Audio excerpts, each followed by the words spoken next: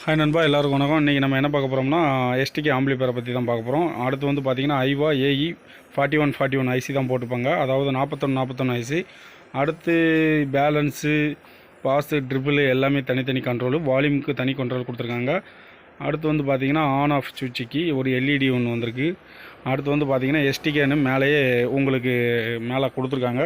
Bluetooth ஆப்ஷனும் கண்டிப்பாக ஒரு இருக்குது. ஆக்ஸு கொடுத்துக்கலாம், யூஎஸ்பி, மெமரி, எஸ்டி கார்டு எல்லாமே யூஸ் பண்ணிக்கலாம்.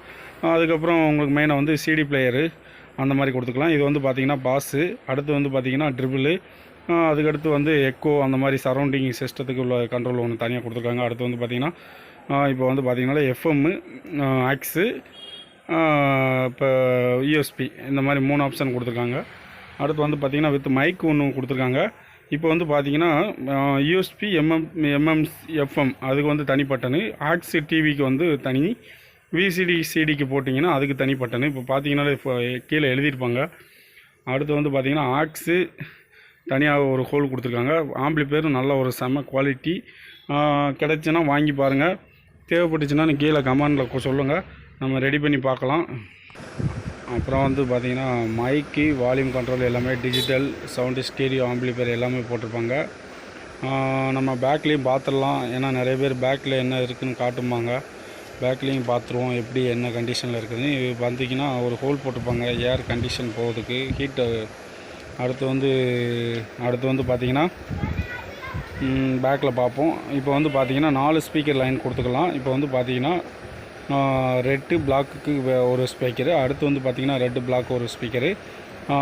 இது வந்து பார்த்திங்கன்னா மேலே உள்ள 4 உள்ள கிளிப்பு வந்து பார்த்திங்கன்னா ஒரு ஸ்பீக்கர் லைனை கொடுக்கணும். அடுத்த கிளிப்பு வந்து ஒரு ஸ்பீக்கர் கொடுக்கணும். ஏன்னா நீங்கள் ஒரு ஸ்பீக்கர், நிறைய பேர் ஒரு ஸ்பீக்கரை மட்டும் யூஸ் பண்ணிவிட்டு அந்த இதில் கொடுப்பாங்க, ஐசி கம்ப்ளைண்ட் வரும்.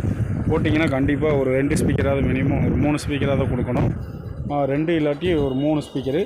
அதுவும் கீழே உள்ள 4 கிளிப்பு வந்து பார்த்திங்கன்னா ஒரு ஐசி போட்டிருப்பாங்க, 2 ஐசி இருக்கும். நீங்கள் பார்த்து ரெடி பண்ணிக்கோங்க.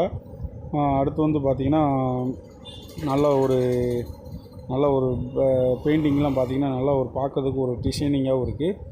வீட்லேயும் நீங்கள் நல்லா ஒரு ஷோ இடத்துல உங்களுக்கு டிவிக்கு மேலே, அடுத்து வந்து பார்த்திங்கன்னா டிவி ஸ்டாண்டு அந்த மாதிரி இடத்துல வச்சுக்கலாம். பார்க்குறதுக்கு நீட்டாக இருக்குது. நல்லா பார்க்குறதுக்கு லுக்கான கண்டிஷனாக இருக்குது. சிடிக்கு வந்து பார்த்திங்கன்னா ஆக்ஸுக்கு தனி பின் கொடுத்துருக்காங்க, டிவிக்கு தனி பின் கொடுத்துருக்காங்க. எல்லாத்துக்கும் நீங்கள் ஆப்ரேட் பண்ணிக்கலாம். இது வந்து பார்த்திங்கன்னா தெரியும், அந்த நான் கை வைக்கிறது அது வந்து ஸ்பீக்கர் மாட்டுறது. ஃபியூஸு தனியாக கொடுத்துருக்காங்க, பார்த்திங்கனாலே தெரியும். ஃபியூஸும் வந்து பார்த்திங்கன்னா 220 வோல்ட்டு, மெயின் எல்இடி,